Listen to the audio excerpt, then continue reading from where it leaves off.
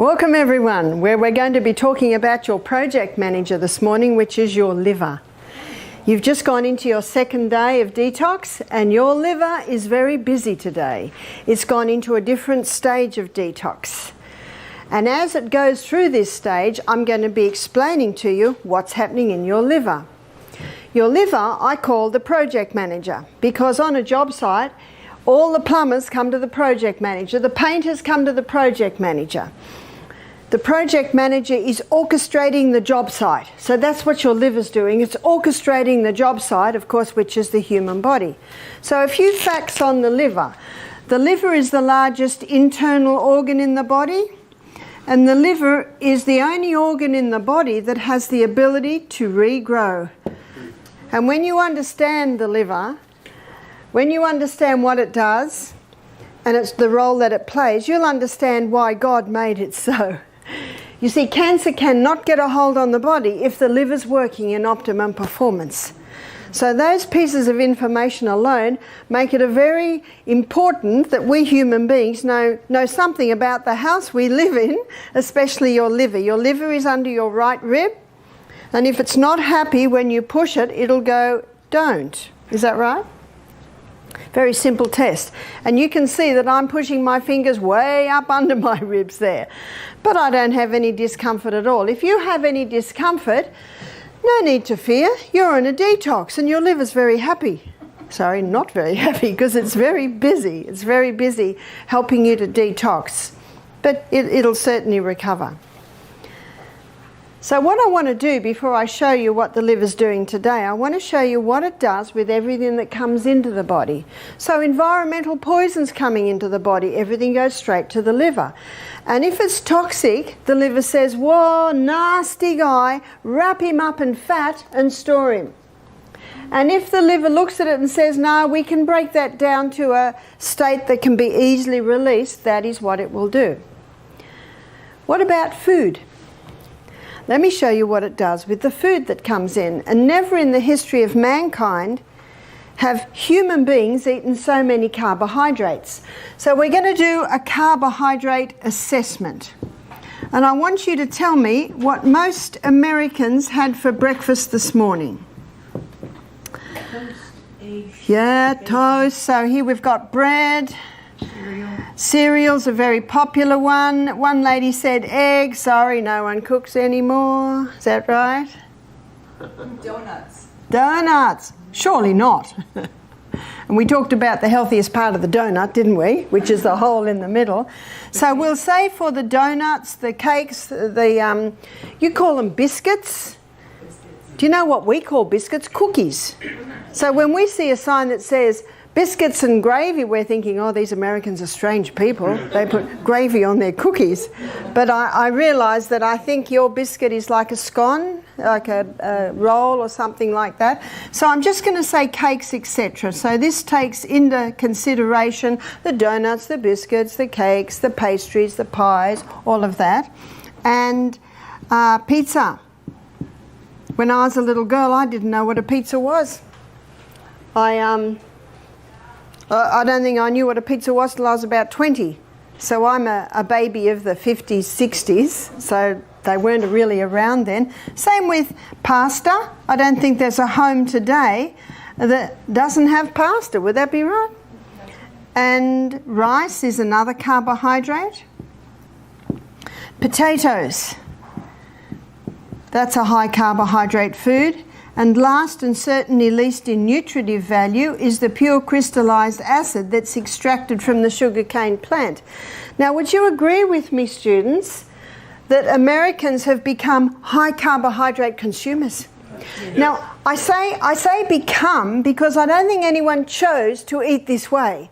It was just there, it's just easy. We're such a fast society today, and many people don't think about their lunchtime till they're hungry, or their evening meal till they're hungry.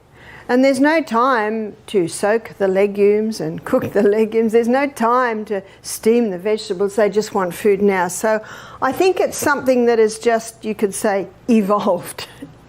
And it's got to the point where these are very popular foods and we are getting the ramifications of that. And people are starting to think, now what's happening here? What's happening here? The first person that blew the whistle on it really was probably in the 80s, Dr. Robert Atkins. You've heard of Dr. Robert Atkins? Yeah. Now his book, it hit the press, and it became New York Times best-selling cookbook 4 years running. Wow. The nutritionists and the doctors hated him. Someone loved him. Who loved him? The people. You know why they loved him? It worked. His story is fascinating. He's a GP in his 40s, putting on a bit of weight, and of course that's what this will do. Let me show you why it does it. We'll just take a little, we're going to finish Atkins in a minute, but let me show you. You see, he knew his science. That's why, and the science I'm about to show you.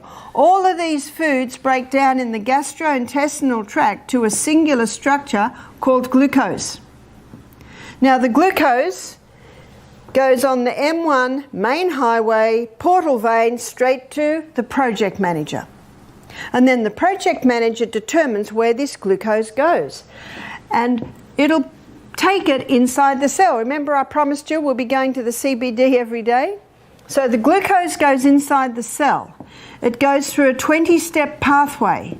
The 20-step pathway gives us 2 units of energy. Isn't that why we eat? Now the end result of that 20-step pathway is a chemical form of glucose called pyruvate. Pyruvate is the chemical form of glucose that gets fed into the next section of the cell, often called the powerhouse, because this little 8-step pathway delivers to us a whopping 36 units of energy. So the question now arises, why does a 20-step pathway only give us 2 units, and why does an 8-step pathway give us 36 units of energy? The difference is oxygen.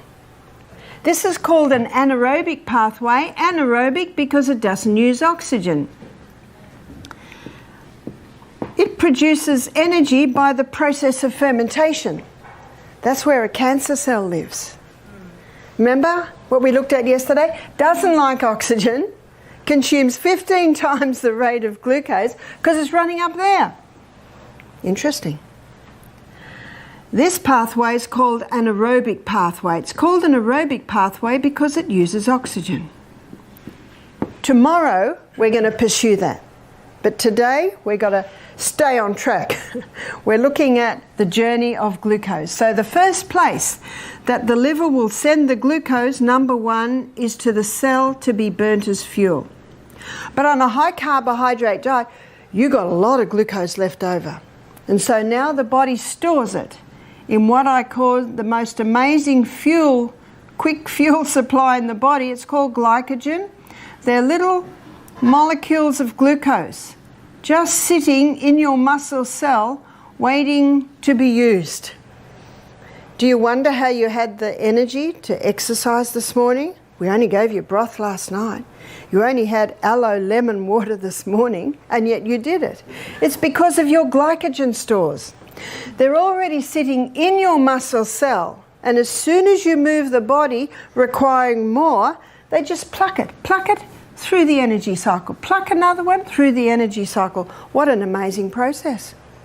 It actually brings me to that verse in the Bible at Psalm 139 verse 14 where the Bible says, I will praise you, for I'm fearfully and wonderfully made. Marvellous are thy works, and that my soul knows right well. So number 2, the glucose is stored as glycogen. I call glycogen the diabetic's best kept secret. Because if blood sugar goes low, what do? Get on the exercise bike. Release your glycogen stores. In fact, one young man, a diabetic, he said to me, why didn't anyone tell me about glycogen? Now I can understand his frustration because, wow. Let's go back to glucose.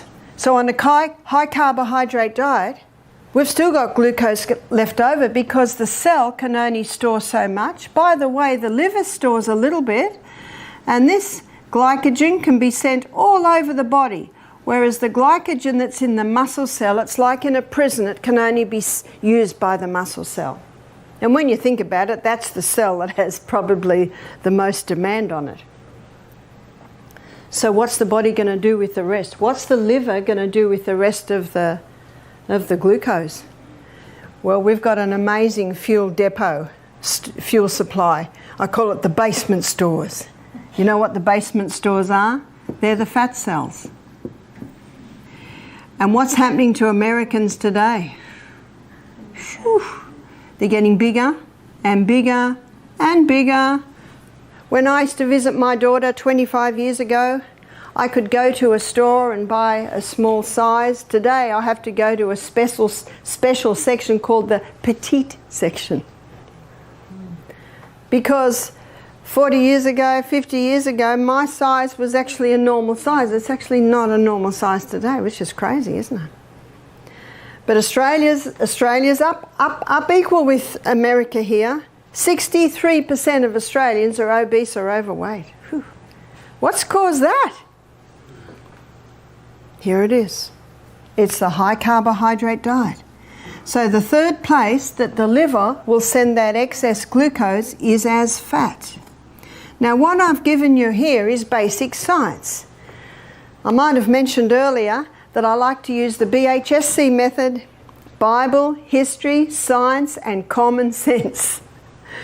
So with history, we've got the history of people who never used to eat a high carbohydrate diet because people used to make what they eat. And that all takes a long time. So what did people eat a lot of? Well, Dr. Natasha Campbell McBride, in her book Gut and Psychology, she actually looks at the histories and she said thick vegetable soups was probably one of the most common foods that people ate. You see, the mother would, on her fuel stove, would put it in the corner, and maybe she'd throw a bone or two in there as well, especially if they didn't have a lot of money, but the vegetables are cheap. So historically, people ate, on the whole, a lot of vegetables. And let's go back to even more primitive times when there wasn't refrigeration. If an animal was killed, they would dry a lot of it. They'd have a big feast for a couple of days, but they may not eat meat again for another month.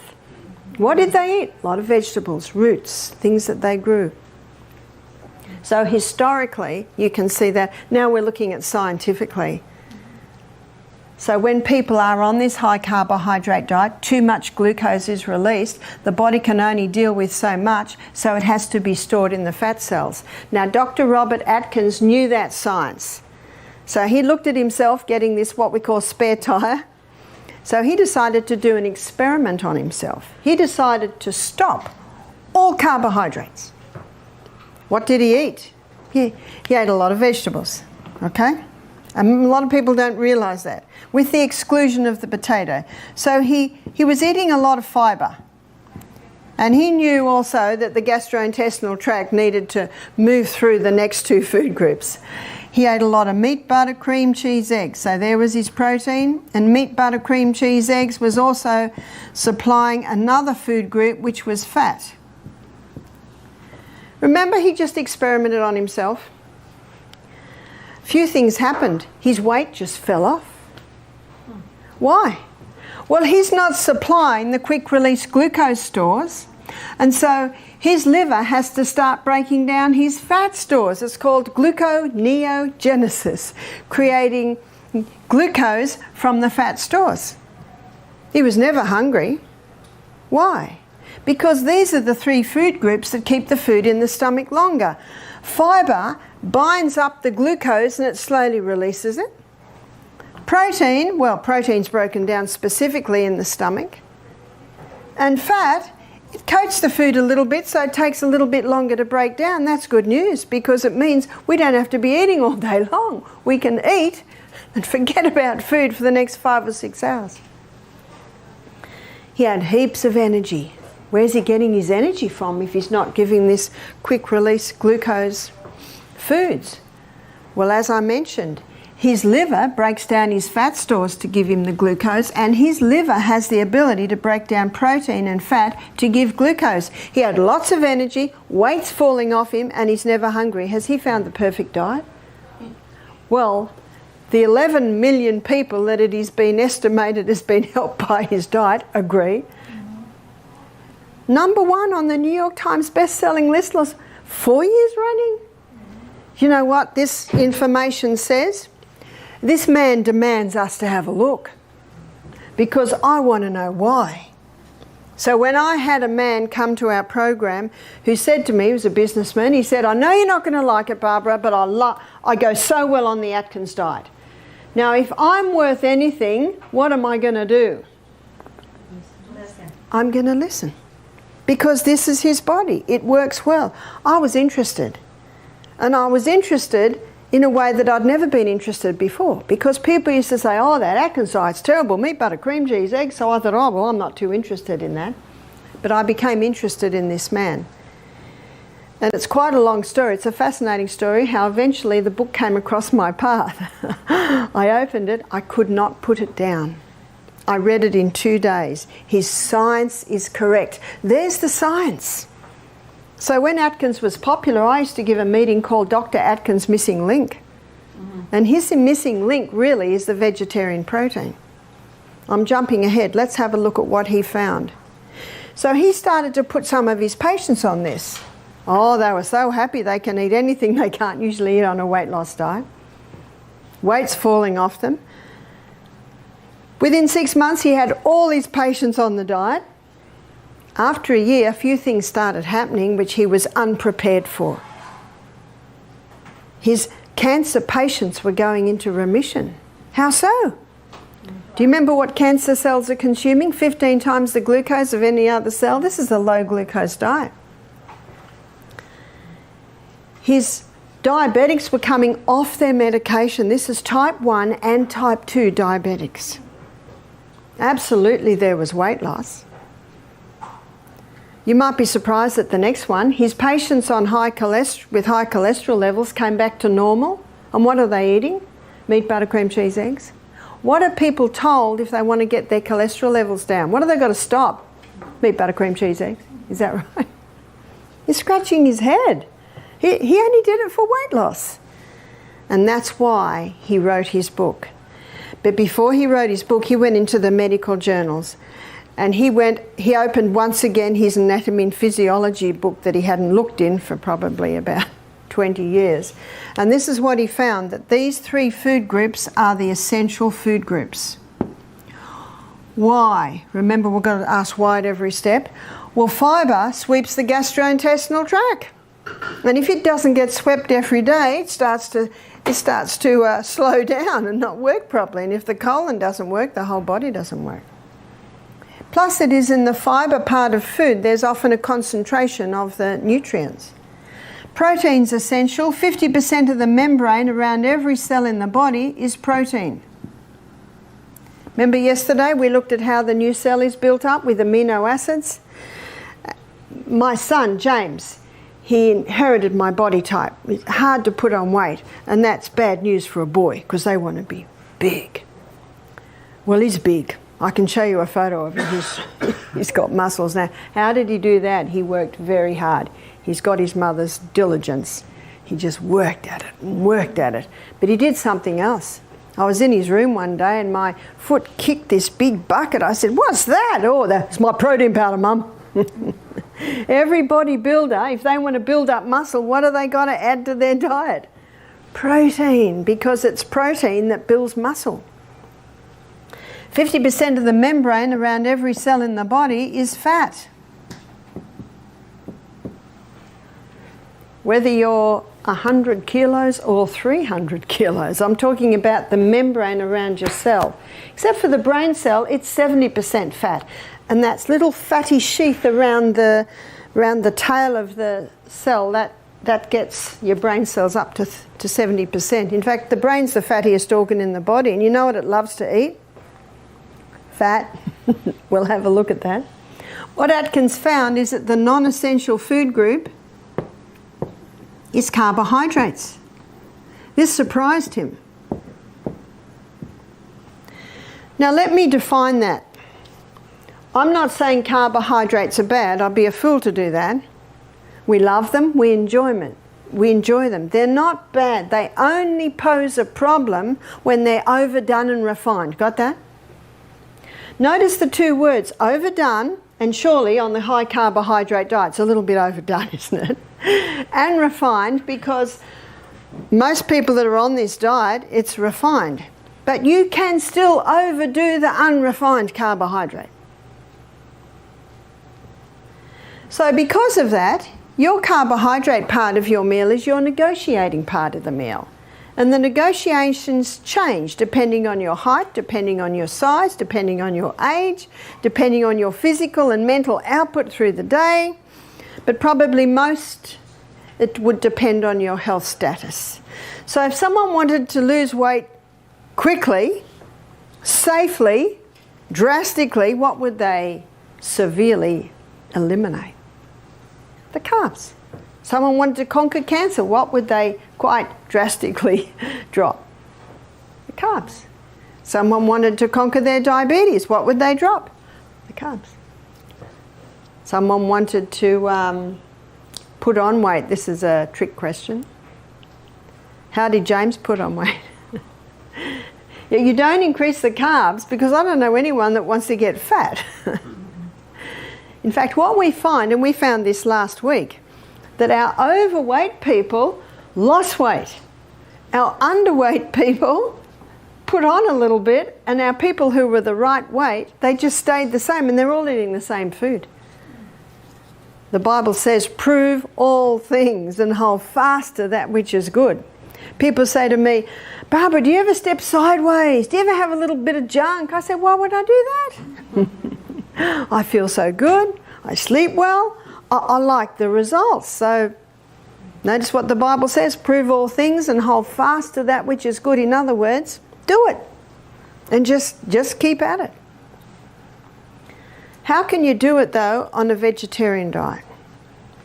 Let's have a look. And we're going to go to Genesis 1:29, where God's telling Adam and Eve what to eat. Because I don't think you can improve on the Garden of Eden diet. Let's have a look at it. In Genesis 1:29, God says, behold, I've given you every herb-bearing seed which is upon the face of the earth. We're going to have a look at the food. We're going to have a look at the protein content and the carbohydrate content. God says, behold, I've given you every herb-bearing seed. So what's a seed? That would be grain. A seed would be legume, like often called the beans. And a seed would also be seed. So let's look at grain. You've got wheat, rye, barley, oats, amaranth, buckwheat, quinoa, so many, rice, so many grains. They are high in protein, but they are also high in carbohydrates. So let's glance over at our carbohydrate list. How many of these are from grain? So we've got grain, grain, grain. We could say grain, grain, grain, grain, grain, because all the cake section, grain, grain, grain. The majority of our carbohydrate list is from the grain department. What's a legume? That's your chickpeas, lima beans, black-eyed beans, cannellini beans. Well, you call them black-eyed peas, don't you? Lentils, soy. They are high in protein, but interesting to note that they are medium to low in carbohydrate. Wow. That is interesting, because if you go to the modern Atkins books, which is your keto diet, your ketogenic diet, your paleo diet, they will say don't eat legumes because they have carbohydrates. Well, they do, but not a lot. Only a third what you will find in the grain. What about seed? You've got pumpkin seed, sesame seed, sunflower seed, chia seed, flaxseed or linseed. These seeds are high in protein, but they are quite low in carbohydrate. So God said, behold, I've given you every herb-bearing seed which is upon the face of the earth, and every tree, in the which of the trees a fruit-bearing seed. What's a fruit-bearing seed? There's your nut. All your nuts come from the fruit of the tree. And we've got, you say pecan, we say pecan, walnuts, cashew, Brazil, hazelnut, almond, so many nuts. And the nuts are high in protein, but quite low in carbohydrate. So to ensure you're getting your three essentials, the fibre, protein and fat, my suggestion is you increase the legume, nut, seed part of the meal and decrease the grain part of the meal. That's an easy way to do it. You can see why Atkins' diet was so popular. You can see why the paleo diet's so popular. But what comes into the equation also is Dr. Colin Campbell's book, China Study, where he shows that he could switch cancer cells on and off by the amount of meat and dairy products he was giving to the rats. There's hardly a meat that is safe today because of the way they're fed, because of the way they're killed, because of the way they're stored. It makes it so much easier on the vegetarian diet. But one of the reasons why so many people stop the fat is because of cholesterol. Would you agree with me? Yes. So let's have a look at cholesterol. It's a good time to look at it because the liver makes cholesterol. And by the way, it makes cholesterol according to the demand our body puts on it. And 80% of the cholesterol that the liver makes is made from glucose. And 20% of the cholesterol that the liver makes is made from fat. Now this information tells us straight away it's not the butter on the bread, it's the bread under the butter that's the problem. And that's what Atkins found. So let's have a look at cholesterol. There are two main types. One is high density lipoprotein called HDL, high density lipoprotein, and LDL. HDL is usually called the good guy, and the reason for that is it's the carrier. So it carries excess cholesterol from the blood back into the liver. That's why it's called the good guy. LDL is called the bad guy. But what you've got to remember is the body doesn't make anything bad. It has a role. So what is its role? Its role is that of a repairer and a rebuilder. So wherever there's damage, you're going to find LDL because it's the repairer and the rebuilder. But it plays another role. It delivers cholesterol to the brain because the brain loves cholesterol. Cholesterol to the brain. Now let me show you something briefly. We're going to look at this in further detail later. Glucose burns at 4 calories per gram. A calorie is a unit of energy. That's what glucose burns at. Whereas fat burns at 9 calories per gram. Can you see why the brain loves fat? Because fat is going to give more than twice the units of energy, and our brain cells, they're consuming fuel fast. Let's have a look at the blood vessel and how the cholesterol works in the blood vessel. Because of its low density, LDL is always on the edge. Because of its high density, HDL is always in the middle. Dr. Natasha Campbell McBride, who wrote the book Put Your Heart in Your Mouth, she spends the first 4 chapters of her book defining what damages the arterial wall. See, the arterial walls are lined with little endothelium cells, and chemicals damage them. Heavy metals damage them. There's your mercuries. Also, what damages them is mold. And we're exposed to, she defines, the reason why it's 4 chapters, she defines all the different chemicals. They're in toothpaste, they're in food. What's going to plug the holes up, students?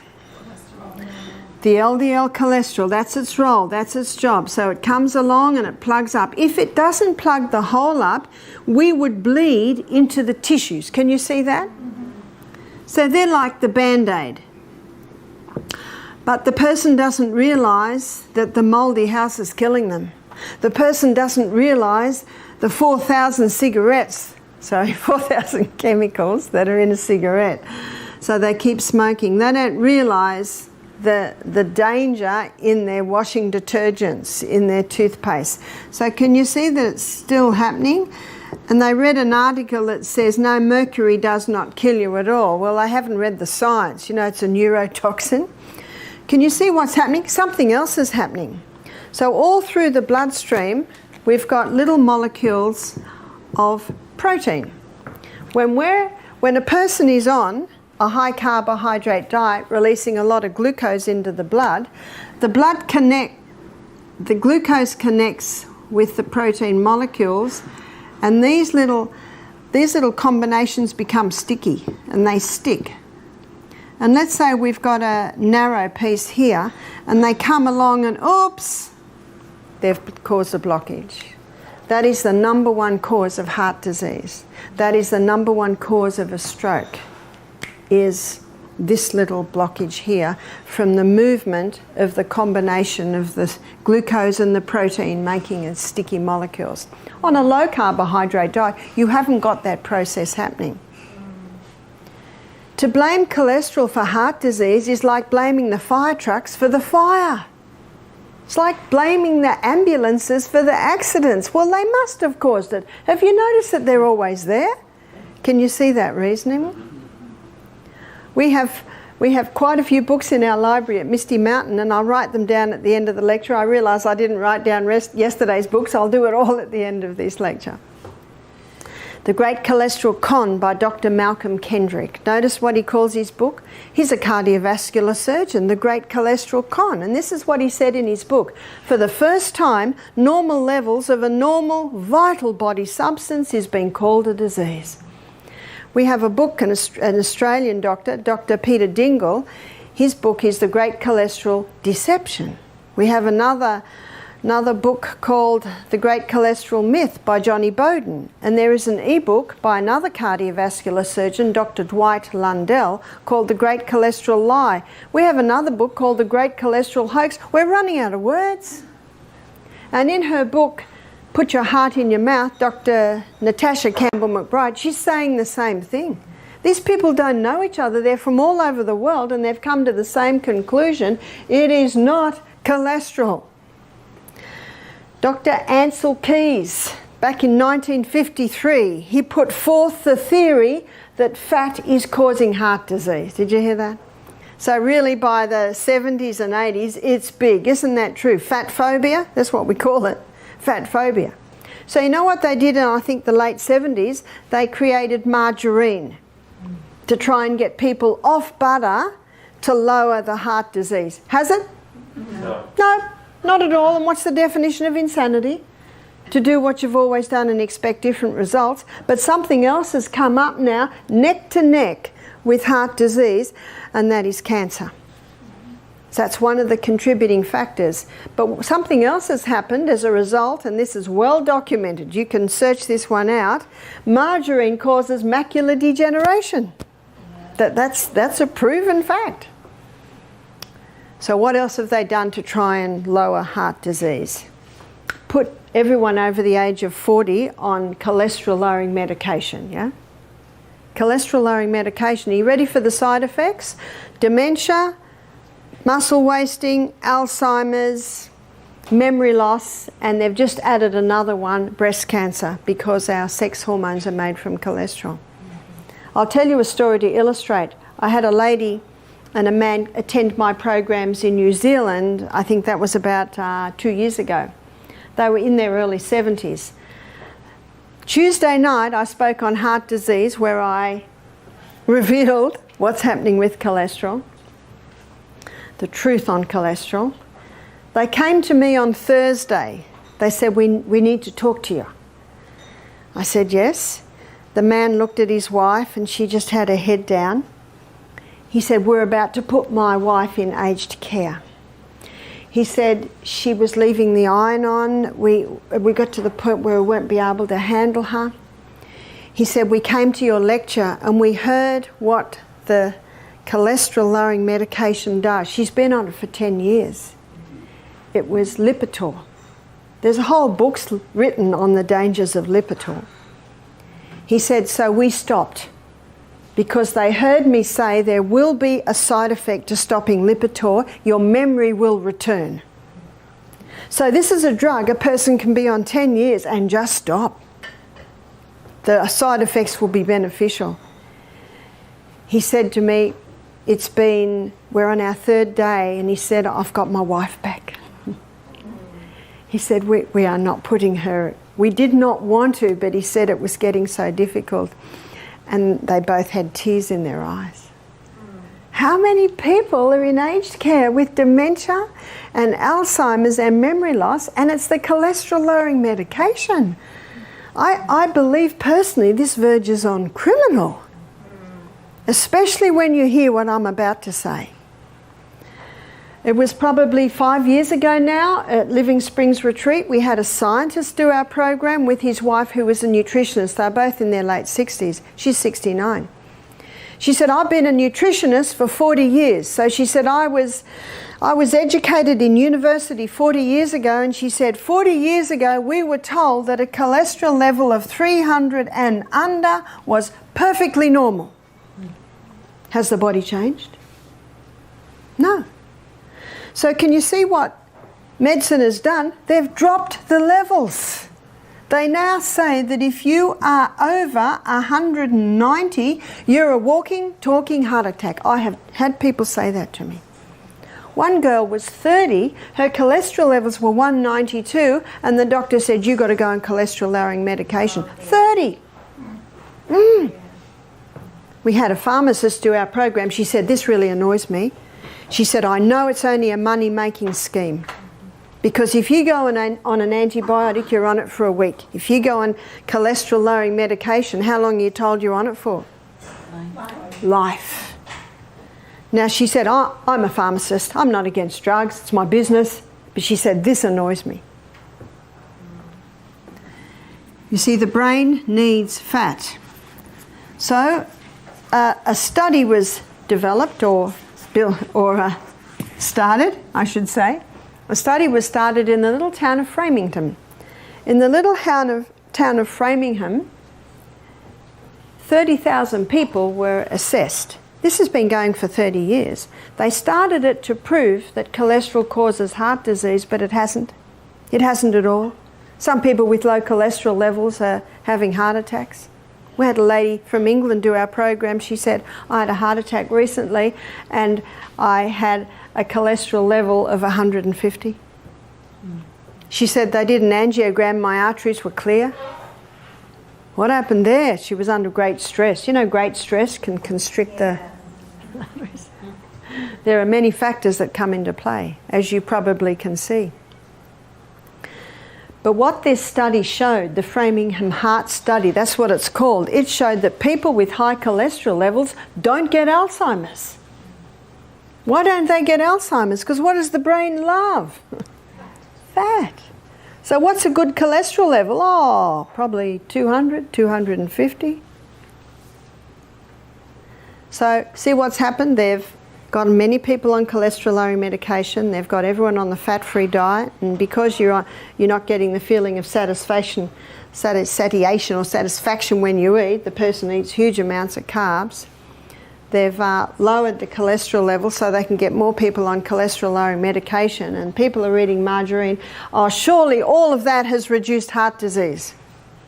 No, it's still the #1 killer in the industrialised nations today, neck to neck, as I said, with cancer. So what's your liver doing today? We're not giving you enough food to run on. And so some of your fat cells are getting broken down to give the glucose that you need, but something else a little bit more sinister is being released. And that is the fat-soluble toxins that have been coming into our bodies over many years. Now this explains why your body odour might be a little worse than usual, why your breath might be a little worse than usual, why your what you're leaving in the toilet might have a worse odour than usual, because your fat cells, as they're getting broken down to give you that excess glucose or extra glucose that you need, the fat-soluble toxins are being released. They're back into the blood. The liver says, oh, not this guy again. The liver's about to wrap it up in fat and store it, and the liver says, oh, hang on, we're at Living Springs Retreat. We're receiving the nutrients necessary to break that down to a water-soluble state, because it can't be released in a fat-soluble state. So what your liver is doing is taking it through 3 phases. Phase 1 of the liver detox began yesterday on your first day of juicing. And in phase 1, your liver took this fat-soluble toxin and it broke it down to a metabolite. So what's a metabolite? Metabolite just really means the first stage of metabolism or breakdown. The first stage of breakdown, the metabolite is released. But this metabolite is highly volatile. This metabolite creates a lot of free radicals. This metabolite is highly toxic.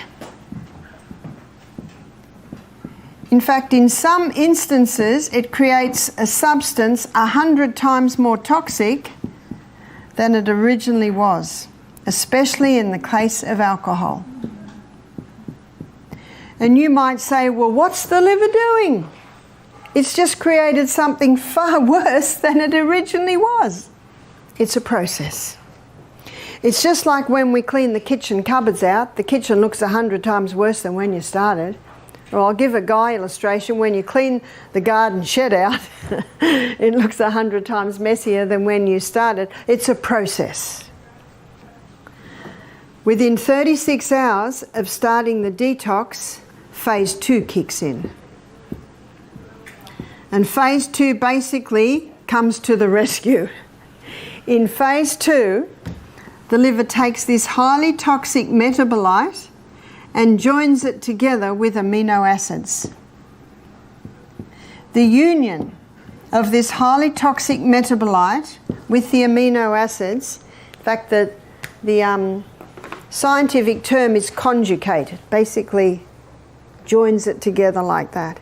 So the conjugation of the amino acids and the toxic metabolite releases the water-soluble state or converts it to a water-soluble. And remember, as a water-soluble toxin, it can be easily released out of the body. So phase 3 happens in conjunction with phase 2. So in phase 3, the body takes the water-soluble state and it releases it out via your sweat glands. That's why your most important steam sauna is today, because you'll be releasing more water-soluble toxins than any other time of the week. It releases it out via your colon. So if you're not evacuating every day, please see the staff and they'll give you a little bit more of the colon tea. But also out via your kidneys, your urine. That's why it's vital that you ensure that these 3 organs of elimination are eliminating effectively. No use cleaning the house and leaving all the rubbish at the door. Make sure the eliminating organs are eliminating effectively, and that will ease any symptoms you may have on the detox. So what does phase 2 need? What does the body need to support the liver to cope with this toxic metabolite? It needs antioxidants. And antioxidants,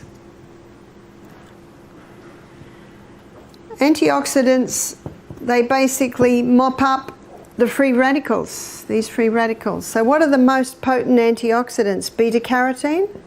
Beta-carotene is found in all your orange and your green coloured vegetables.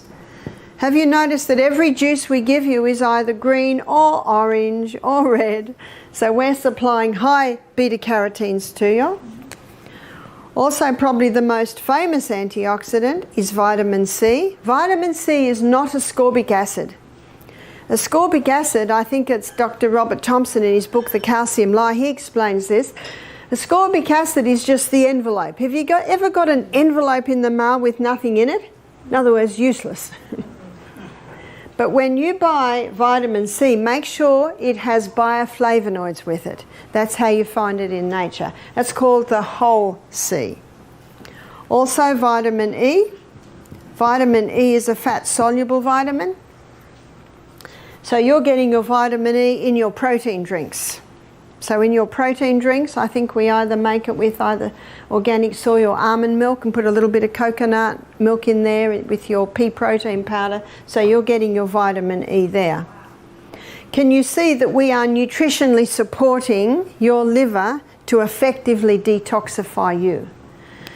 I'm going to put this sideways because they are not antioxidants, but your liver needs them at this stage, and that is your minerals. And your minerals are in everything, especially that broth at night.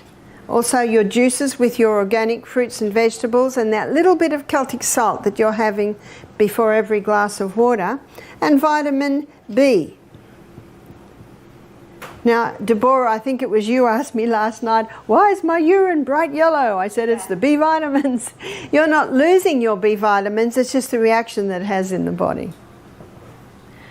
So within 36 hours, phase 2 kicks in. What does phase 2 need? So phase 2 needs protein. Now this explains why yesterday, on Monday, we gave you 2 protein drinks. So you had 5 juices yesterday.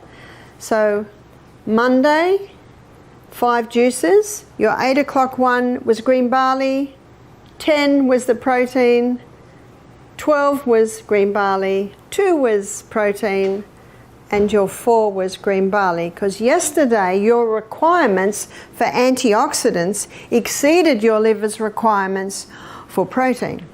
But notice today, well, today's only just started, you'll be having your 5 juices again, but the 8, 12 and 4 you'll be given protein, whereas the 10 and the 2, that's where you'll get your green barley. You still need those antioxidants, and we certainly are still supplying them, but because you've gone into phase 2, your protein or amino acid requirement is greater. So the protein that we use is a pea protein. It's been pre-digested. One lady said, who digested it? It's an enzyme action, like taking milk to yogurt. That initial breakdown has begun. We wanted to bypass digestion because we want your body to remain in the detox. So today is probably, if you're going to have any reactions, it will be today. Yeah. But what we have found, that since we've been implementing the protein, we don't get many adverse reactions happen at all. Now, if someone comes to our program, and it has happened in past times, who is a painter or a hairdresser or a cleaner, they've had big exposure to chemicals, we give them protein every single juice. And we had a Vietnam veteran do our program.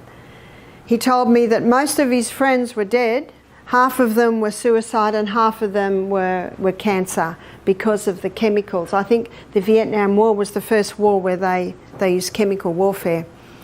And his doctor had said to him, don't lose weight. Why did the doctor say that? Because the doctor knew that his fat stores were full of fat-soluble toxins. So we gave him protein every juice. Remember what the protein does? It mops up those toxic metabolites. Now we know our history. We know Jesus went through a 40-day fast, you know, and I think it was a miracle because it was food and water. But we see in times past, there are some writers that have advocated long fasts. Today it is not really safe because we are exposed to more fat-soluble toxins than any generation that has ever lived on planet Earth. It's coming in so many ways that we don't anticipate. I often say we're exposed to 30,000 new chemicals every year, but I was reading an article recently, 100,000 new chemicals every year.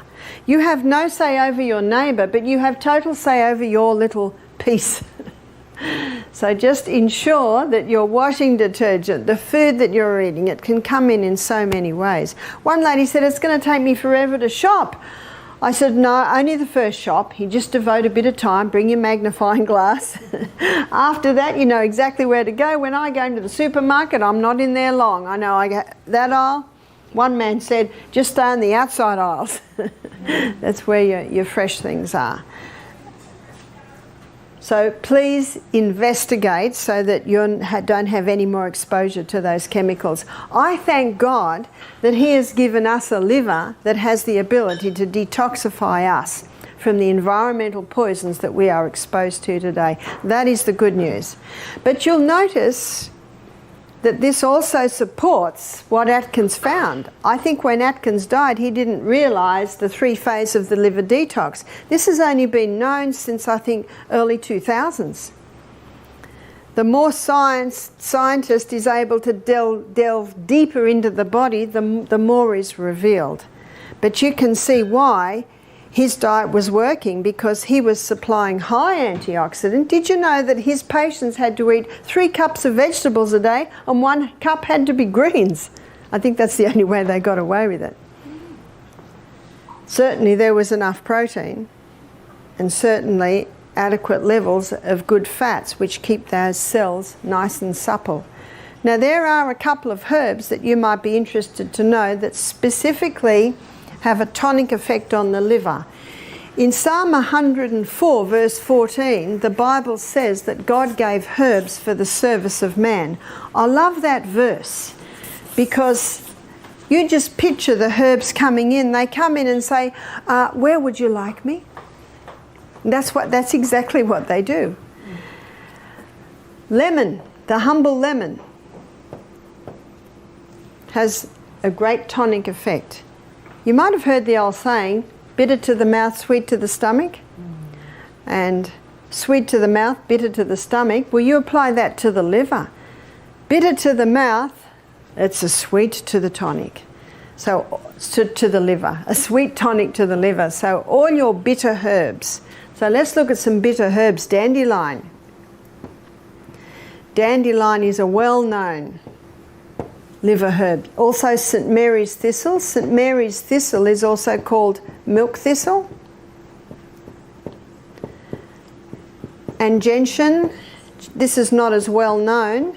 Gentian is also an incredibly bitter herb. And a sweet bitter is ginger. So your 10 o'clock juice, which is Granny Smith apple and ginger, I think it's one of the nicest, has a nice stimulating effect to the blood. Tonight, when we look at poultices, I'll be talking about ginger in detail. So there's some of the herbs that stimulate the liver. Remember, the liver is a recoverable organ, and if you give it the right conditions, it can begin to recover. We're going to have a break now, and when we come back from our break, we're going to be looking at those little chemical messengers in your body called hormones.